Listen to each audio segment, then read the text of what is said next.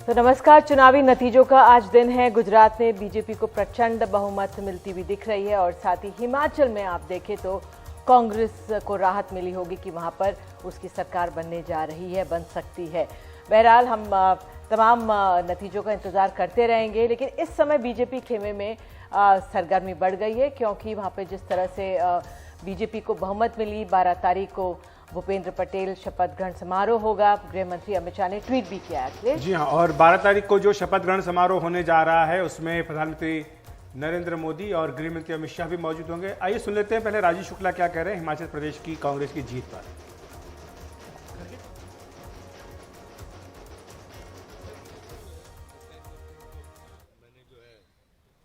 बधाई दी इस जीत के लिए और बाकी जो निर्देश होते हैं उनसे लेकर आगे की प्रक्रिया क्या होनी चाहिए, कैसे क्या है, उन सब के बारे में बात हुई। हिमाचल प्रदेश में 37 सालों का रिवाज नहीं बदला है।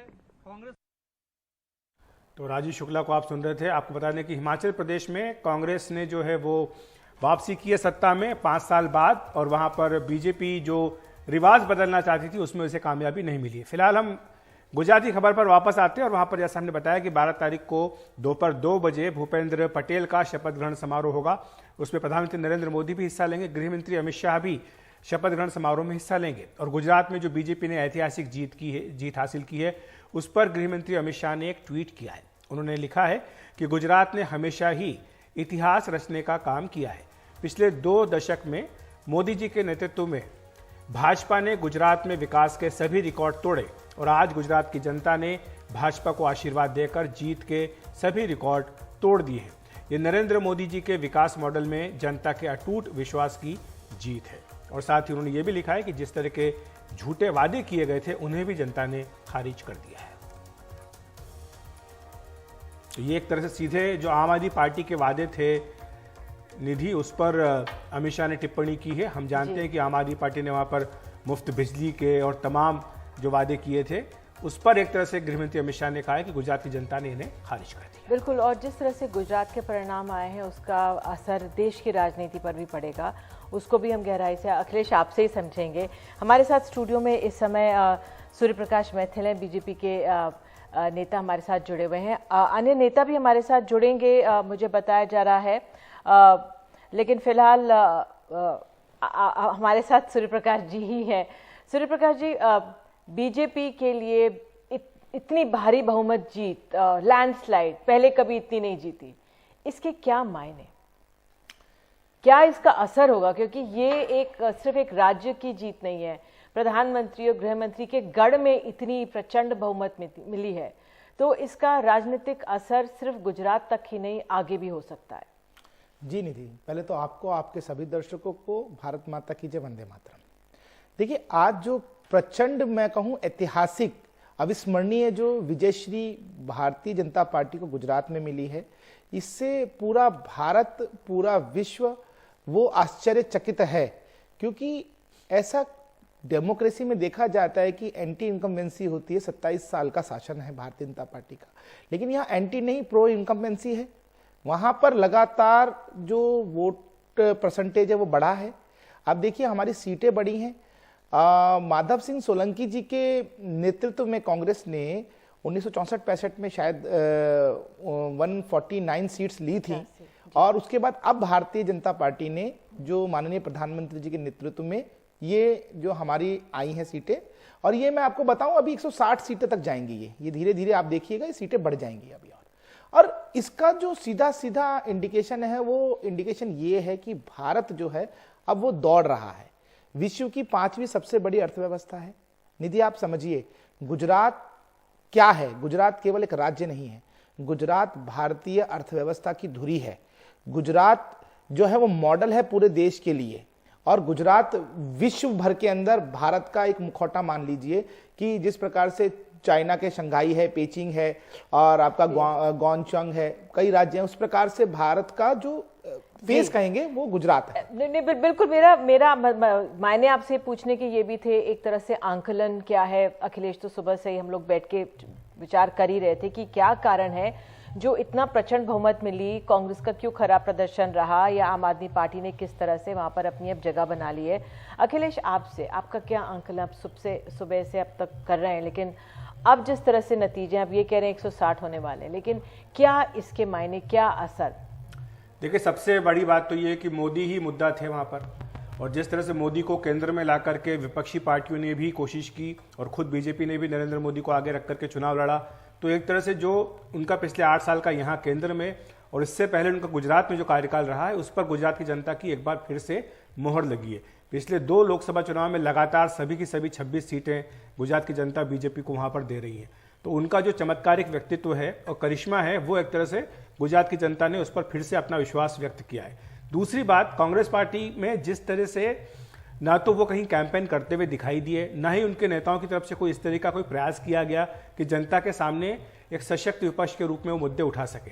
आप ये देखिए कि 27 साल से कोई पार्टी शासन में है और तमाम तरह के मुद्दे एक के बाद एक हम सब स्टूडियो में बैठ करके देखते आ रहे हैं कि किस तरह से गुजरात की जनता के कई एक बड़ा धड़ा था जो इस तरह की टिप्पणी करता था। हमारे संवाददाता जब जाते थे निधि, तो बेरोजगारी को लेकर, महंगाई को लेकर, पर्चे जो लीक होते हैं इनको लेकर के, नौकरियों को लेकर के लगातार जो युवा हैं खासतौर से वो अपनी आवाज उठाते थे। लेकिन फिर क्या कारण था कि कांग्रेस पार्टी इसको अपने पक्ष में नहीं कर पाई? बिल्कुल निकले नहीं एक तरह से, जब लगातार बात करें कि वॉक ओवर दिया। अतुल पाटिल हमारे साथ जुड़ गए हैं कांग्रेस पार्टी के।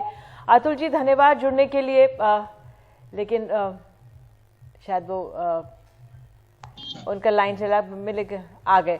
अतुल जी, अगर आप हमारे साथ जुड़ गए हैं, यही सवाल जो लगातार हम लोग सुबह से ही चर्चा में है और उसका असर भी दिख रहा है। जिस तरह से एक्शन में नहीं दिखी कांग्रेस, आम आदमी पार्टी ने इतने, अरविंद केजरीवाल ने करीब 60 रैलियां कर दी, तब जाकर उनको जो भी मिल रहा है वहां पर कांग्रेस, आम आदमी पार्टी, कांग्रेस ने एक मजबूत जो संगठन है उसको बिल्कुल छोड़ दिया अकेले में। क्यों ऐसा हुआ वहां पर?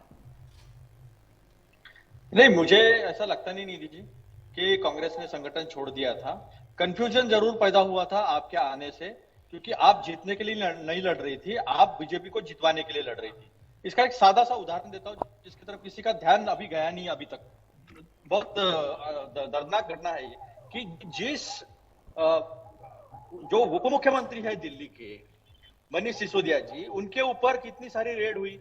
सारी शराब नीति बनाने के लिए उनको ही जिम्मा ठहराया गया, और जिसको जिम्मेदार ठहराया गया उसको दूसरे फेज के बाद उसको एफआईआर से निकाला जाता है।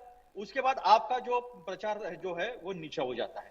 अगर इतना ही जादू रहता और इतना ही विकास का मॉडल रहता तो इतने बुरी तरह हिमाचल में नहीं हारते। इतने बुरी तरह उपचुनाव जहां जहां हुए, किस प्रकार से हार गए हिमाचल प्रदेश में, कितनी बुरी तरह से हार गए, कितनी बुरी तरह से हार गए अतुल भाई? आपने आंकड़े देखे हैं, आपने आंकड़े देखे हैं कितनी बुरी तरीके से हार गए? आप बताइए मुझे। 0.8% एक्स्ट्रा वोट आपको मिला हिमाचल प्रदेश में, इसलिए आपके पास में छोटा प्रदेश था, कम वोटर्स थे, इस कारण आपको वहां सीट मिल गई। लेकिन यहां पर आप लोग 26% वोट लेके गए हैं गुजरात के अंदर। आपको यह स्वीकार करना पड़ेगा कि गुजरात ने आपके जो गालियां हैं, आपका जो बदतमीजी है, आपका प्रोपोगेंडा है, उसको फेल किया है गुजरात ने। आपने गुजरात का अपमान किया, माननीय प्रधानमंत्री जी जो गुजरात का गौरव है उनका अपमान किया, उनकी माता जी का अपमान किया। इसका उत्तर गुजरात ने दिया है आपको। सूर्य प्रकाश जी, मैं पूछ देती हूँ। जी अतुल जी, आप जवाब दे दीजिए। नहीं निधि जी, ऐसा लग रहा है मुझे कि बदलाव सही में हुआ है, क्योंकि इस तरह से जो डिबेट का डेकोरम मेंटेन नहीं कर रहे, देखिए मैंने के बाद भी जिनमें इतना अहंकार है और लीजिए अहंकार है, मैंने शांति से सुना। इनको जवाब देना जी अतुल जी अपनी बात पूरी करें। आप कीजिए अपनी बात, आप कीजिए। अगर विकास का मॉडल आगे रहता तो एमसीडी में इतने बुरी तरह नहीं हारते। पूरे उपचुनाव में हारे हैं देश भर में, और हिमाचल में आप लोग कहाँ हो भैया? आप लोग कहाँ हो एमसीडी में? आप तो बताओ, आप हो कहाँ पर? एमसीडी में 9 सीटें मिली हैं आपको, जिसमें से 7 केवल और केवल माइनॉरिटी कैंडिडेट जीते हैं, 7 मुसलमान जीते हैं आपके दिल्ली के अंदर। आप डिबेट कर लो। आपकी 11% आपको वोट मिला है सिर्फ एमसीडी में, आप हमें बात बता रहे हो। लेकिन अतुल जी मेरा एक सवाल ये कि इससे चुनाव से पहले भी हम लोग कई बार चर्चा करते रहे, आप हमारे शो में आते रहे।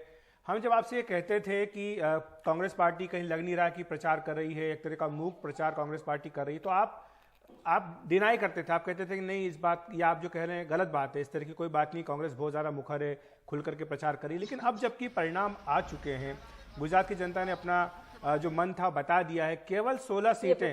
हाईकमान क्या इस पे फैसला करती है वो हम सबको मान्य होगा। Was it anti-incumbency of the previous government या फिर development of the Virbhadra Singh model of government? दोनों बातें थी। वीरभद्र सिंह जी का तो मैंने आपको नाम बताया कि उनका नाम ही और उनके काम ही लोगों को दिख रहे थे, और लोगों ने कहा कि ये जितने भी काम हिमाचल प्रदेश में हुए हैं डेवलपमेंट के, वो माननीय वीरभद्र सिंह जी के कार्यकाल में उन्हीं के द्वारा किए गए। उनका मानना यह है कि वो बेशक हमारे बीच में नहीं है, बट वो हमारे सभी के दिलों में निवास करते हैं, और हम उनको ही एक अंतिम श्रद्धांजलि के नाम पर उनको अपना वोट देंगे। तो चाहे वो पार्टी से ऊपर उठकर भी, not only Congress minded people, even BJP, उन्होंने भी कहा कि जी वीरभद्र सिंह जी ऐसी शख्सियत थी जिन्होंने हम सबकी मदद की है, तो उनके लिए, उनके नाम पर हम ये वोट डालेंगे। तो वो भी एक मुख्य कारण रहा जिसकी वजह से हमारे को इतनी बढ़त हर जिले में मिली है, हर कॉन्स्टिट्यूंसी में मिली है। You mean to say BJP के लोगों ने भी कांग्रेस को वोट डाला है? Many of them, because Virbhadra Singh ji ऐसी शख्सियत थी कि वो बीजेपी के लोगों का भी काम करते थे। इट वाज नॉट कि मैंने कांग्रेस का ही करना है, वो हर बार ये बोलते थे कि मैं प्रदेश का मुख्य हूँ और मैंने सबको एक नजर से देखना है, चाहे वो बीजेपी हो, चाहे कांग्रेस हो, चाहे अन्य लोग हो, गरीब हो, अमीर हो, सभी के लिए मैंने अपना दायित्व निभाना है, अपना काम करना है। तो वो लोग भी उनको उतना ही मानते थे, और जहाँ जहाँ भी लोगों को लगा कि नहीं ये श्रद्धांजलि के तौर पे एक वोट जानी चाहिए, तो लोगों ने हमारे को हर पार्टी से उठकर भी वोट दिया है। Apart from this, क्या OPS और दूसरे इश्यूज, इन्फ्लेशन, अनएम्प्लॉयमेंट, या वो भी एक फैक्टर रहे विक्ट्री ऑफ द कांग्रेस है? मेजर फैक्टर्स, बिकॉज 5 साल लोगों ने मौका दिया, बीजेपी की सरकार बनी, जयराम ठाकुर जी उनके मुख्य बने, और 5 सालों में ना तो महंगाई कम हुई, ना रोजगार प्रदान हुआ, और ना ही लोगों की जो दुख और तकलीफ और समस्याएं थी उसके ऊपर सरकार ने कुछ किया। जैसा कि हमारे किसान हैं, बागवान हैं, वो जीएसटी से बहुत दुखी थे, चाहे वो खाद पे थी, चाहे स्प्रे पे थी, चाहे ट्रे पे थी, चाहे पेटी पे थे, हर चीज पे आपने जीएसटी लगा दी, जो कि एक आम आदमी के पहुंच से बाहर होती जा रही बातें थी। उन्होंने भी पुकार की और बीजेपी ने अनदेखी उन बातों को किया है। हमने कहा है कि हम सरकार बनाएंगे, हम आपकी मदद करेंगे। जो 10 कमिटमेंट कांग्रेस पार्टी ने की है, गारंटीज जिसको आप कहते हैं, पीपल आर होपफुल, क्या भरोसा दिलाएंगी एज कांग्रेस चीफ? देखिए, हमने तो माननीय वीरभद्र सिंह जी से यही सीखा है, और वो भी इस बात को प्राथमिकता देते थे कि जो कह दिया वो करना है, जो कह दिया वो पत्थर की लकीर होती थी उनके लिए।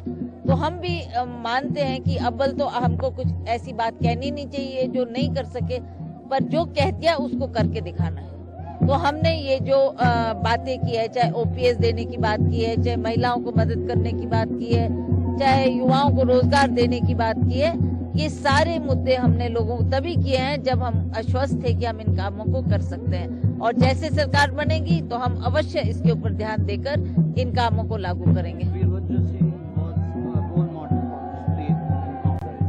Holy Lodge power center माना जाता है। What are you looking forward? आज एक बार फिर से रौनक आई है। Is it an emotional moment for you? It is a very emotional moment. In fact इतने लोगों ने आज मुझे इस बात का एहसास दिलाया कि ऐसा लगता है कि वो माहौल जब वीरभद्र सिंह जी हुआ करते थे, आज वही माहौल देखने को मिल रहा है हॉली लॉज में। तो लोग बहुत खुश हैं और लोग उनको हर कदम पे याद कर रहे हैं। जिस तरह से लोग कह रहे हैं, लेजिस्लेटर्स कह रहे हैं, are you in prey of chief ministership in the state? अभी किस लेजिस्लेटर ने ऐसे बात कह दी? किसी ने नहीं कहा। People have started. No, तो it may be the common man. We have to sit down with the legislatures. बैठ के उनसे बातचीत की जाएगी, चर्चा की जाएगी, वो क्या कहते हैं, क्या उनका मानना है, क्या चाहते हैं, वो हाईकमांड तक पहुंचाई जाएगी और हाईकमांड इस पर फैसला लेगी। Do you want the legacy of Virbhadra Singh? तो ये अहम बात उन्होंने, प्रतिभा जी ने जाते जाते बोली है कि जो मुख्यमंत्री पद की बात है उसमें हाईकमान फैसला लेगी और अमूमन सभी राजनीतिक दलों में ऐसा ही होता है, लेकिन ये एक बहुत अहम चुनौती होने वाली है कांग्रेस के लिए कि मुख्यमंत्री कौन होगा। आज कितना एक उनके लिए भावुक क्षण भी है प्रतिभा सिंह, कह रही क्योंकि अपने पति को याद भी कर रही हैं, बता रही कि जिस तरह वो जब मुख्यमंत्री जीत करके आए थे, चुनाव जो जीता था, जो माहौल उस वक्त था, आज वही माहौल उनके घर पर वहाँ हिमाचल प्रदेश में देखने को मिल रहा है। हमारे साथ अजय उमर जी भी जुड़ गए हैं, प्रोफेसर बद्री नारायण हमारे साथ हैं, आलोक अतुल पटेल तो बने हुए हैं और यहाँ पर सूर्य प्रकाश जी। अगर अजय उमर आपसे अब सुबह से लेकर अब तक पहली बार बातचीत हो रही है, सुबह से अब आंकलन दे दीजिए, जो बीजेपी को इतनी भारी बहुमत मिली है, क्या आप आंकलन इसका कर रहे हैं, कैसे हुआ ये सब? देखिए, एक तो आम आदमी पार्टी ने कांग्रेस पार्टी को जम के ट्राइबल एरिया और सौराष्ट्र में काफी नुकसान पहुंचाया, नंबर 1। नंबर 2, इस बार गुजरात में चेहरा सिर्फ नरेंद्र मोदी का था भारतीय जनता पार्टी की ओर से, और ये मैं मानता हूं कि नरेंद्र मोदी की नेतृत्व की भी जीत है। उन्होंने काफी जम के चुनाव प्रचार किया इस बार, 31 रैलीज की और कम से कम 9 से ज्यादा रैली की, जो रोड शो जिसे कहते हैं। अहमदाबाद में चुनाव के अगले 2 दिन उन्होंने 51 किलोमीटर और 13 किलोमीटर के रोड शो भी किए, और सूरत में जहां उनको लग रहा था कि आम आदमी पार्टी का प्रभाव बढ़ रहा है, वहां पर उन्होंने 28 किलोमीटर का रोड शो भी किया और 1-to-1 लेवल पे पाटीदार नेताओं से बात की। एक कॉन्स्टिट्यूंसी का उन्होंने काफी माइक्रो मैनेजमेंट किया था। उदाहरण के तौर पे मैं बताऊं तो पुरुषोत्तम रूपाला जो केंद्रीय मंत्री है, उनको कुछ सीट की जिम्मेदारी दे दी थी। मनसुख मांडविया, अमित भाई शाह, CR पाटिल को डैमेज कंट्रोल की रिस्पॉन्सिबिलिटी दी थी। काफी माइक्रो मैनेजमेंट किया था और कारपेट बॉम्बिंग की एक स्ट्रेटेजी बनाई थी, जो बीजेपी अक्सर करती है कि योगी आदित्यनाथ का मॉडल जहां चलता था माइनॉरिटी एरिया में, वहां योगी आदित्यनाथ को बुलडोजर के साथ भारतीय जनता पार्टी लेके गई थी। कुल मिलाकर बीजेपी ने ये चुनाव जो है वो काफी एग्रेसिवली लड़ा और नरेंद्र मोदी और अमित भाई ने इसका पर्सनली सुपरविजन भी किया, मॉनिटरिंग भी किया। जबकि सामने की तरफ कांग्रेस पार्टी जो थी, उसने वर्चुअली, मैं ऐसा कहूंगा कि उसमें अब बिल्कुल अतिशयोक्ति नहीं होगी कि उसने वॉक ओवर दे दिया। कांग्रेस पार्टी ने 127 सीट पे फोकस करने की बात की, लेकिन उसमें भी वो नहीं कर पाए। सेंट्रल गवर्नमेंट से भी, मतलब सेंट्रल लीडरशिप से भी उनको कोई सहायता नहीं मिली। और आम आदमी पार्टी, जैसा कि निधि आपको मैंने पहले भी एक शो में बताया था कि वो ऑप्टिक्स सोशल मीडिया में ज्यादा रहे, लेकिन ग्राउंड पे उनका कुछ नहीं था। ईसुदान गढ़वी भी हार गए, गोपाल इटालिया भी हार गए, धार्मिक मालविया भी हार गए, मनोज सोरठिया भी हार गए। जो कैंडिडेट आम आदमी पार्टी को अभी आपके चुनाव जीते हुए दिखाई दे रहे हैं, वो ऐसे कैंडिडेट है जिनको बीजेपी या कांग्रेस ने टिकट नहीं दिया और वो अपने बलबूते पे अपनी व्यक्ति प्रतिभा पे चुनाव लड़े हैं और वो जीते हैं। इसमें आम आदमी पार्टी का या उनकी फिलोसॉफी का, न केजरीवाल का कोई रोल नहीं है। मतलब हम, आपको याद होगा निधि जी, मैंने आपके शो में कहा था कि अगर कांग्रेस आम आदमी पार्टी को एक सीट मिलेगी तो वो ट्राइबल बेल्ट में डेडिया वाली सीट जो है चैतर वसावा की, वो मिलेगी। चैतर वसावा जो था वो छोटू वसावा का राइट हैंड था, वो कांग्रेस ज्वाइन किया, उसने कांग्रेस से टिकट मांगी, उसको कांग्रेस से टिकट नहीं मिली, इसलिए वो आम आदमी पार्टी में जाके उसने टिकट ली। Same thing story about Dhari, about Botad candidate, about Visavadar candidate. तो इसमें आम आदमी पार्टी का कोई जादू नहीं है, लेकिन आम आदमी पार्टी ने माइनॉरिटी के वोट्स काफी तोड़े, आम आदमी पार्टी ने ट्राइबल वोट्स काफी तोड़े और सौराष्ट्र रीजन में कांग्रेस को काफी नुकसान पहुंचाया। तो कांग्रेस की जो वोट बैंक थी, जो माधव सिंह सोलंकी के टाइम पे अपने हाईएस्ट लेवल पे थी, और वो वोट बैंक जो कभी गुजरात में 33% से नीचे नहीं गई थी, आज पहली बार वो 26% से नीचे चली गई है। एंड आम आदमी पार्टी जो थी उसको 14-15% वोट तो मिला है, लेकिन वो सीट में कुछ तब्दील नहीं हो पाई। ठीक है, लेकिन प्रोफेसर बद्री नारायण भी हमारे साथ है, राजनीतिक विश्लेषक। जो बात अजय उमर जी कह रहे थे, वॉकओवर का शब्द का इस्तेमाल किया कि कांग्रेस ने वॉकओवर दे दिया, क्या आपको लगता है कि बहुत ही माइल्ड यूज है, बल्कि ये कहना चाहिए कि कांग्रेस ने एक तरह से सरेंडर कर दिया? हाँ, मुझे लगता है कि कहना है कि कांग्रेस ने सरेंडर कर दिया, अगर साफ शब्दों में कहा जाए तो वही है। और जो गुजरात की राजनीति है उसमें देखिए, आम आदमी पार्टी का जाना एक तरह से वहां पे वोटों का फाड़ कर देना, उससे भी कांग्रेस कमजोर हुई है।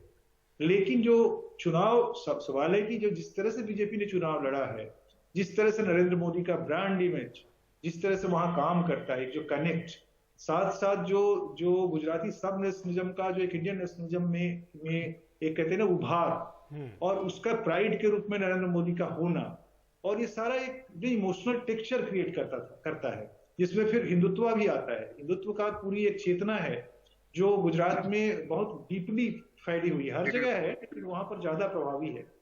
तो वो चेतना भी अपने ढंग से काम कर रही थी।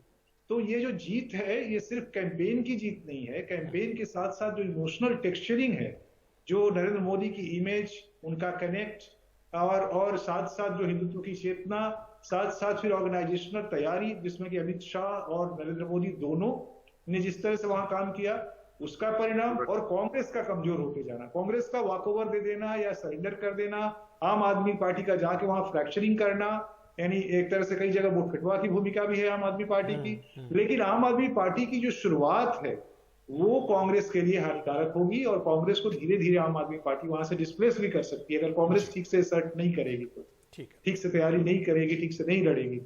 तो ये चुनाव एक तरह से बीजेपी के इनॉर्मस राइज, कहते हैं ना, जो एक अभूतपूर्व राइज की सूचना देती है, वहीं गुजरात की राजनीति में अपोजिशन के एक नए सेंटर, नए शिफ्ट की तरफ भी जाने का संकेत दे सकती है ये चुनाव। आप हमारे साथ बने रहिए, सभी खास मेहमान हमारे साथ जुड़े रहिए। हम एक ब्रेक लेकर तुरंत हाजिर होते हैं।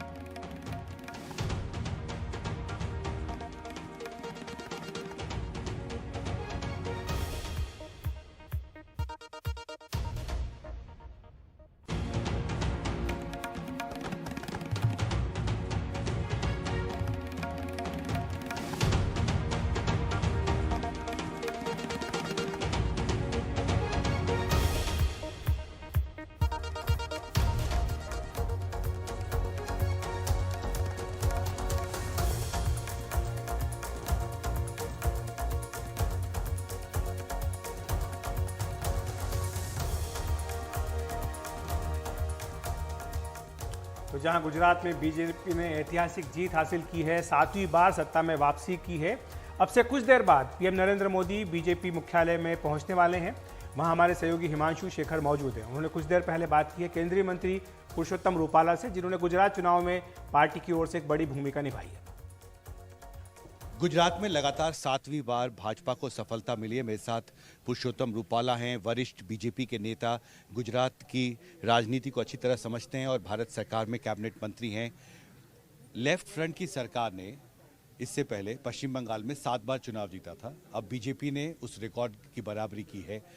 क्या आपको लगता है सबसे बड़ा फैक्टर रहा है गुजरात के चुनाव में इस बार? क्यों आपको लगता है कि अब तक सबसे बड़ी जीत बीजेपी को मिली? हमारे पहले पड़ाव से भी आप देखोगे और 7वें पड़ाव तक आओगे, वहाँ तक एक फैक्टर आपको कॉमन मिलेगा, उसका नाम है नरेंद्र मोदी। तो आपको लगता है कि जो परफॉर्मेंस रहा है उनका, पहले मुख्यमंत्री के तौर पर और अभी प्रधानमंत्री के तौर पर, उन्होंने ही रास्ता बनाया है और उन्होंने ही डेवलपमेंट की राजनीति को फोकस करने की परंपरा शुरू की है। वो आज भी चल रही है और बरकरार चल रही है। पर दूसरे राज्यों में क्यों ये उतना सही तरीके से काम नहीं किया, जैसे हिमाचल प्रदेश में? देखो, धरती पर जब कोई चीज़ को उतारना होता है तो राष्ट्रीय नेतृत्व और राज्य की इकाई और सभी लोग मिलकर कभी सभी को ये प्रयास करना होता है। तो वो उसमें राज्य की इकाई का और सेंट्रल की इकाई का दोनों का हिस्सा होने की वजह से हर प्रांत में वो अलग अलग तरीके से उतरता है। आपको लगता है 2024 के लोकसभा चुनाव से पहले इस जीत से बीजेपी के लिए आगे का रास्ता और मजबूत होता है, आपको लगता है? देखो, गुजरात में मुख्यमंत्री के तौर पर नरेंद्र भाई मोदी जी ने जो अपनी अहमियत बनाई थी एज अ मुख्यमंत्री, वही कारण था देश के प्रधानमंत्री बनने की नींव डालने का। और ऐसे ही ये गुजरात के चुनाव के जो नतीजे आए हैं वो 24 के ही नहीं, 24 के आगे की रणनीति की भी नींव इसमें रखी हुई है। हमसे बात करने के लिए शुक्रिया। दिल्ली से आजम के साथ हिमांशु शेखर, एनडीटीवी इंडिया। बिल्कुल, और यही जो पुरुषोत्तम रूपाला ने कहा है कि 2024 से आगे की जो नींव है डालने का काम करेंगे, नतीजे इसी को मैं समझना चाह रही थी। अजय उम्मत हमारे साथ मौजूद हैं। अजय जी, आप किस तरह से देख रहे हैं? पुरुषोत्तम रूपाला को आपने सुना जो उन्होंने कहा, किस तरह से आपका आंकलन क्या है इस पर? देखिए, मोदी मैजिक तो एक ही है, लेकिन वो हिमाचल में ज्यादा काम नहीं करता है, गुजरात में ज्यादा काम कर रहा है। उसकी एक वजह ये भी है जो पुरुषोत्तम रूपाला ने बिटवीन द लाइंस बोला कि भाई स्थानीय इकाई कैसा कर रही है। मैं आपको बताऊं कि जैसे गुजरात में मुस्लिम वोट्स को पोलराइज करना है, तो एक तो हो गया कि भाई 2002 के दंगों की बात करो, आप यूनिफॉर्म सिविल कोड की बात करो, फिर आप सुरक्षा की बात करो, कांग्रेस के टाइम में लतीफ और इज्जू शेख जैसे गुंडे थे उसकी बात करो, लियो जिहाद की बात करो, मुस्लिमों के एरिया में बुलडोजर से योगी आदित्यनाथ की मतलब यात्रा करो। ये सब एक बात हुई।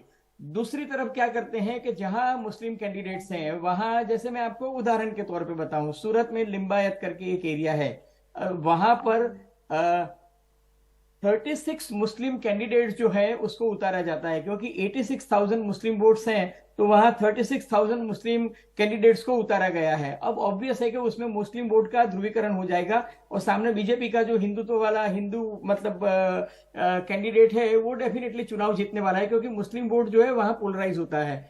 सिमिलरली सूरत की ईस्ट कॉन्स्टिट्यूंसी, जहां आम आदमी पार्टी के कैंडिडेट का किडनैपिंग हो गया, सो कॉल्ड किडनैपिंग, दूसरे दिन उसने जाके कलेक्टर के पास जाके पुलिस प्रोटेक्शन में कहा कि भाई मेरा हृदय परिवर्तन हो गया है, मुझे आम आदमी पार्टी में कोई दिलचस्पी नहीं है, मैं विड्रॉ करना चाहता हूं।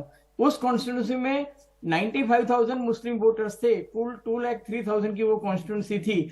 उस कॉन्स्टिट्यूंसी में 14 में से 12 कैंडिडेट मुस्लिम थे। निधि जी, आप समझिए कि मुस्लिम वोट कैसे डिवाइड हो रहा है, और सामने सिर्फ 2 कैंडिडेट थे जो हिंदू थे। Okay, so you got my point, this is one. Election management में क्या होता है, कहीं कास्ट का सेटिंग होता है कि भाई पाटीदार समाज है, ओबीसी कैंडिडेट रखना है, ओबीसी कैंडिडेट है तो उसके सामने 4 ओबीसी कैंडिडेट ऐसे स्पॉन्सर्ड किए जाते हैं जहां उसका बंटवारा हो और अपना रूलिंग वाला जो पाटीदार कैंडिडेट है वो जीत जाए। तो मतलब ये अंक गणित का भी फायदा होता है और प्रधानमंत्री का जो प्रचार होता है उसकी केमिस्ट्री, तो अंक गणित भी है, इलेक्शन मैनेजमेंट भी है, बीजेपी का कार्यकर्ता भी अच्छा काम करता है, तो पूरा नेशनल लेवल से लीडर्स आते हैं, वो कारपेट बॉम्बिंग करते हैं, स्मृति ईरानी, योगी आदित्यनाथ, अनुराग सिंह, ये सब लोग आके भी एक माहौल बनाते हैं। तो एक केमिस्ट्री माहौल भी बनता है, अंक गणित भी होता है एक एक सीट पे। और दूसरा के रिबेल कैंडिडेट जिन्होंने हिमाचल में नुकसान किया, यहाँ पे इतना नुकसान नहीं कर पाए। ऐसा नहीं था कि गुजरात में एंटी इनकम्बेंसी नहीं थी, ऐसा नहीं था कि गुजरात में रिबेल्स नहीं थे, ऐसा नहीं है कि गुजरात में महंगाई नहीं थी, गुजरात में ये सब इश्यूज थे। मैं कुछ सेफोलॉजिस्ट के साथ ग्राउंड पे घूमने गया, मतलब जब वो वोटर स्टेप आउट करके आते थे बाहर, हम उससे पूछते थे कि आपने किसको वोट दिया, तो वो जब जाते थे तो हम उसको पूछते थे कि इस चुनाव में क्या इश्यू है, तो वो महंगाई बोलते थे, अनएम्प्लॉयमेंट बोलते थे, प्राइस राइज बोलते थे, पेपर लीकेज की बात करते थे। जब वोट देके वापस आते थे तो बोलते थे कि हमने मोदी को वोट दिया। हमने पूछा क्यों दिया, तो तब एंटी इनकम्बेंसी थी, लेकिन जब वोटिंग करने जाते थे ईवीएम के पास तब प्रो इनकम्बेंसी आ जाती थी, क्योंकि मोदी के अलावा उनको कोई एक्सेप्टेड चेहरा गुजरात में नहीं दिखा। कांग्रेस पार्टी ने ना किसी को प्रोजेक्ट किया है सीएम कैंडिडेट, आम आदमी पार्टी ने जिसको प्रोजेक्ट किया वो तो खुद ही चुनाव हार गया। जो खुद चुनाव हार जाता है वो पार्टी को क्या चुनाव जिताने वाला है। जी, हमारे साथ एक टीवी का एक ही सेंटेंस, एक टीवी एंकर है ना, वो प्रोग्राम अच्छा एंकर कर सकता है, वो पॉलिटिकल पार्टी का एंकरिंग नहीं कर सकता है सर। ये एक ग्राउंड रियलिटी है। मैं डिबेट अच्छी कर सकता हूँ, I may not be a good political leader, तो एक वास्तविकता है। जबकि ये सब मंजे हुए नेता है। मेरे ख्याल से आपने जो बात कही है ये कई लोगों के लिए संदेश है कि आप टीवी पर अच्छी एंकरिंग कर सकते हैं, लेकिन राजनीति में जाके आप जरूरी नहीं कि कामयाब हो सके। ये एक उदाहरण वहां से गुजरात से मिला है। हमारे साथ वीडी शर्मा जी भी जुड़ गए हैं, शिमला से पत्रकार हैं। वीडी जी, आपसे लगातार मैं चुनाव के दौरान बात करता रहा, आप कहते रहे कि कांग्रेस का पलड़ा वहां पर भारी है, लेकिन अब आपसे $1 मिलियन क्वेश्चन जिसको बोलते हैं वो पूछ रहा हूं वीडी शर्मा जी। वो ये है कि आपके हिसाब से अब मुख्यमंत्री कौन बन सकता है?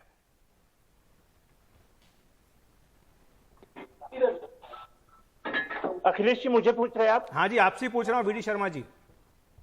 देखिए अखिलेश जी, अगर मैं आपसे बात करूं तो हिमाचल प्रदेश में इस वक्त जो है कि 4 लोग ऐसे हैं जो वरिष्ठता के आधार पर मुख्यमंत्री पद के दावेदार हो सकते हैं। पहला नाम मैं बताऊं आपको, प्रतिभा सिंह, तीसरी बार की सांसद है, खुद उनकी अध्यक्षता में हिमाचल प्रदेश में चुनाव हुआ है। दूसरा बड़ा नाम जो है हिमाचल प्रदेश में मुकेश अग्निहोत्री है, वो 5वीं बार विधायक है, विपक्ष के नेता है। तीसरा बड़ा नाम जो है हिमाचल प्रदेश में सुखविंदर सिंह सुक्खू भी है, क्योंकि वो प्रचार कमेटी के अध्यक्ष है, 4थी बार चुनकर आए हैं। और इसके अलावा एक और बड़ा नाम है, 6ठी बार चुनाव जीत कर आए हैं, हर्षवर्धन चौहान। ये जो है इनके पिताजी भी 7 बार हिमाचल प्रदेश के विधायक रहे हैं। तो ये अगर इस परिवार की बात करें तो 13वीं बार परिवार से विधायक बनाए। तो 4 ये बड़े नाम जो हमारी नजर में हिमाचल प्रदेश के लिहाज से कांग्रेस पार्टी से ये 4 नाम हो सकते हैं। हालांकि इसके अलावा और नाम भी होते हिमाचल प्रदेश में, क्योंकि अगर इतने सारे दावेदार हैं वीडी शर्मा जी, तो दिक्कत हो सकती है कांग्रेस पार्टी को आगे जाकर के कि इनमें से किसको बनाया जाए। चुनाव हार गए। जी बहरहाल शुक्रिया आपका वीडी शर्मा जी। वक्त है ब्रेक का।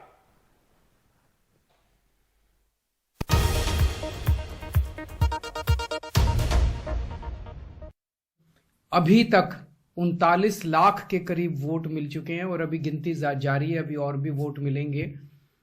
इतने लोगों ने हमारे ऊपर भरोसा किया, इतने लोगों ने पहली बार में हमें वोट दिया, इसके लिए मैं उन सभी लोगों का आभारी हूं जिन्होंने इतना प्रेम दिया। जैसा मैंने कहा कि इस बार किला भेदने में सफल हुए, आप सबके आशीर्वाद से अगली बार किला जीतने में भी सफल होंगे हम सब लोग मिलके। हमने पूरा कैंपेन बहुत पॉजिटिव चलाया, कोई गाली गलौज नहीं किया, किसी को हमने भद्दी भाषा का इस्तेमाल नहीं किया, किसी के खिलाफ हम नहीं बोले। हमने केवल ये कहा कि हमने इतना काम किया दिल्ली में, पंजाब में, और अगर गुजरात में मौका मिला तो हम ये काम करेंगे। केवल अपने काम की चर्चा की। यही चीज हमें दूसरी पार्टियों से अलग करती है। अभी तक 75 साल से इस देश के अंदर गाली गलौज की राजनीति, मारपीट की राजनीति, जाति की राजनीति, धर्म की राजनीति, यही सब चलता था। पहली बार एक पार्टी आई है जो इस देश के मुद्दों की, जनता के मुद्दों की बात करती है, देश को नंबर 1 बनाने की बात करती है, देश को आगे बढ़ाने की, देश के विकास की बात करती है, स्कूल, अस्पताल, बिजली, पानी, सड़क, जो रोजमर्रा की जिंदगी में एक आम आदमी का जिससे वास्ता पड़ता है, उन मुद्दों की बात करती है। हमें पॉजिटिव राजनीति करनी है। हम शरीफ लोग हैं, ईमानदार लोग हैं, देशभक्त लोग हैं। यही पहचान हमें बना के रखनी है अपनी आगे भी। तो मैं आप सब लोगों को एक बार फिर से बहुत बहुत शुक्रिया अदा करता हूं कि आपने इतना, गुजरात के लोगों ने इतना प्यार दिया, इतनी मोहब्बत दी। इसका आप सब लोगों को बहुत बहुत शुक्रिया, और सभी देशवासियों को, सभी कार्यकर्ताओं को राष्ट्रीय पार्टी बनने पर, आम आदमी पार्टी के राष्ट्रीय पार्टी बनने पर बहुत बहुत बधाई। जितने गुजरात में कार्यकर्ता हैं जिन्होंने इतनी मेहनत की, इतना शानदार कैंपेन किया, आप सब लोगों ने रात दिन मेहनत की, उन सब लोगों को मैं बधाई देना चाहता हूं। थोड़े दिन आराम कर लो, उसके बाद फिर से अपने को काम पे लगना है। और एक चीज है, चुनाव आते जाते रहेंगे, हम राजनीति में सेवा करने के लिए आए हैं।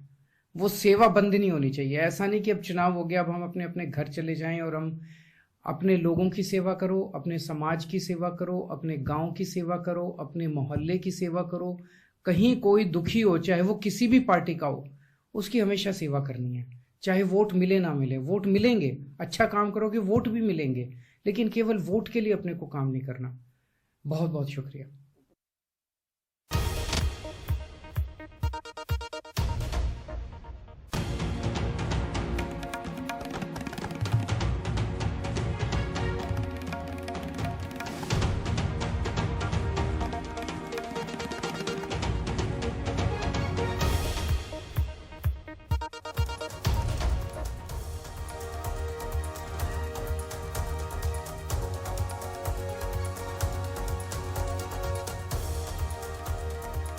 तो गुजरात में आम आदमी पार्टी के मुख्यमंत्री पद के उम्मीदवार इसुदान गढ़वी का कहना है कि जब बीजेपी में स्कूलों की बात की गई थी तो हो सकता उस तभी हम एक तरह से जीत गए थे, लेकिन गुजरात में पहली बार ऐसा हुआ है कि 40 लाख से ज़्यादा वोट पड़े हैं और इस बार पहली बार में ही 5 विधायक बन रहे हैं।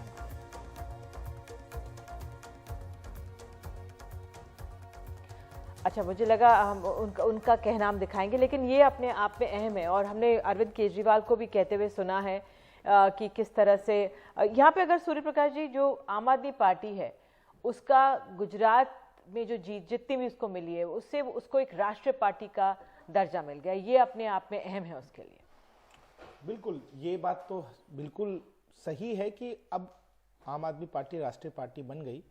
लेकिन मेरा बस कहना इतना है निधि जी कि आम आदमी पार्टी के जो मुखिया हैं अरविंद केजरीवाल जी, वो जिस प्रकार से चुनावी स्टंट करके लोगों की भावनाओं से खेलते हुए एक लाइसेंस कह लूँ या सर्टिफिकेट कह लूँ या गारंटी कार्ड कह लूँ, वो घर घर बंटवा रहे थे, उसका उत्तर गुजरात ने दिया है।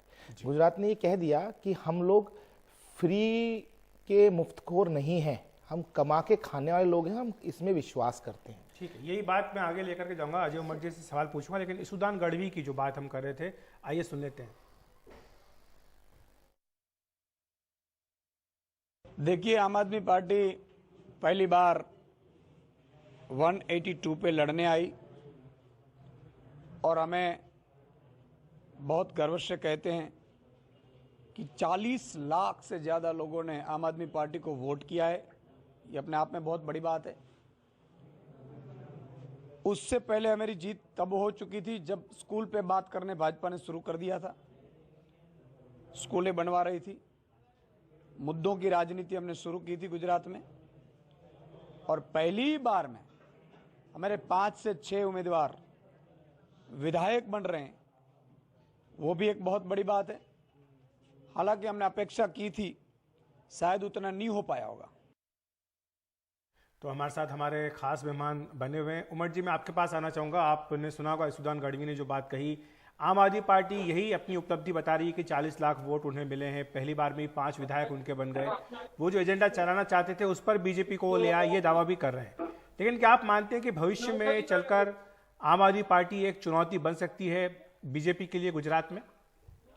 सर, मेरी बीजेपी के बहुत ही सीनियर मोस्ट, मतलब एकदम सीनियर मोस्ट नेता से बात हुई थी। उन्होंने बहुत एक अच्छी चीज मुझे बताई कि आम आदमी पार्टी के पास कोई आइडियोलॉजी नहीं है, कोई जिसे हम कहते हैं ना पॉलिटिकल फिलॉसफी, कांग्रेस पार्टी के पास है। चाहे आप उसको माइनॉरिटी का तुष्टीकरण कहो या सेक्युलर कहो या सोशलिस्ट कहो, जो भी हो, लेफ्टिस्ट की अलग आइडियोलॉजी है। आम आदमी पार्टी ने आके गुजरात में ये कहा कि भाई हम मुफ्त में बिजली देंगे, मुफ्त में आपको पानी देंगे, मुफ्त में हेल्थ कार्ड बन देंगे, मुफ्त में आपको अयोध्या की यात्रा करवा देंगे।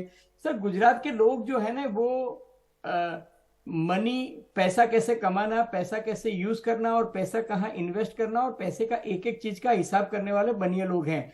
हिंदुस्तान में सबसे ज्यादा चार्टर अकाउंटेंट जो है वो गुजरात में होते हैं, और चार्टर अकाउंटेंट की एग्जाम में भी सबसे ज्यादा अच्छा रिजल्ट जो है गुजरात में आता है। उन लोगों ने सीधा आकलन किया कि ये जो केजरीवाल कहता है कि मैं इतनी फ्री बिजली 300 यूनिट दे दूंगा, मैं आपको पुलिस को पे ग्रेड दे दूंगा, ओल्ड पेंशन स्कीम दे दूंगा, तो सर गुजरात का बजट जो था वो 2.43 लाख करोड़ का होता था और केजरीवाल की रेवड़ी जो थी वो 5.5 लाख करोड़ की हो रही थी।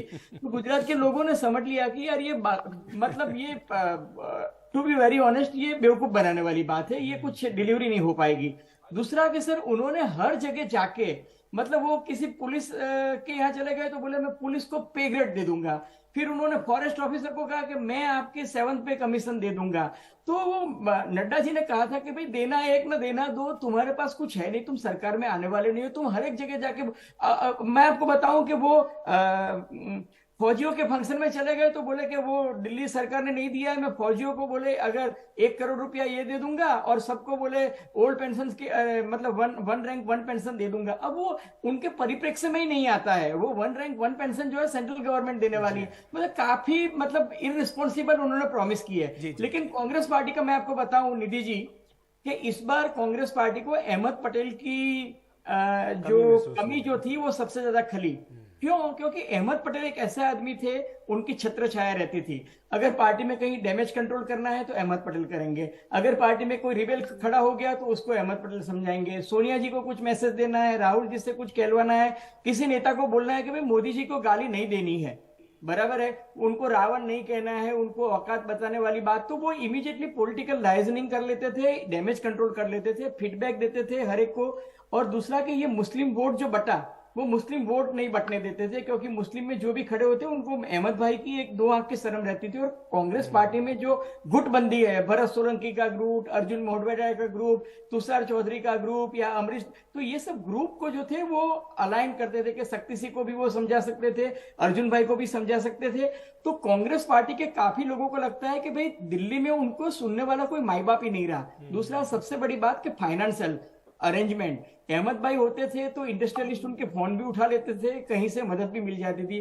सर यहाँ कांग्रेस पार्टी की हालत इतनी खराब थी कि कैंडिडेट के पास कुछ फंडिंग भी नहीं था, उनको अगर पब्लिक रैली करनी होती थी तो उनके पास पैसे नहीं थे। मैं क्योंकि उमर जी जो बात लगातार हो रही थी कि आखिर जो भारत जोड़ो यात्रा है वो गुजरात क्यों नहीं गई, क्या ये कांग्रेस के रणनीतिकारों की भूल थी? लेकिन अब जो परिणाम आया उसको देख करके तो लग रहा है कि जो रणनीतिकार है बहुत ही समझदार थे कि अच्छा किया राहुल गांधी की यात्रा को लेकर वहां नहीं गए, मालूम पड़ा सब लोग यही बोलते कि राहुल गांधी की यात्रा गई तो भी जो है कांग्रेस पार्टी वहां पर नहीं जीत पाई। बहरहाल आपका शुक्रिया, हम इस चर्चा को जारी रखेंगे। फिलहाल वक्त एक ब्रेक का।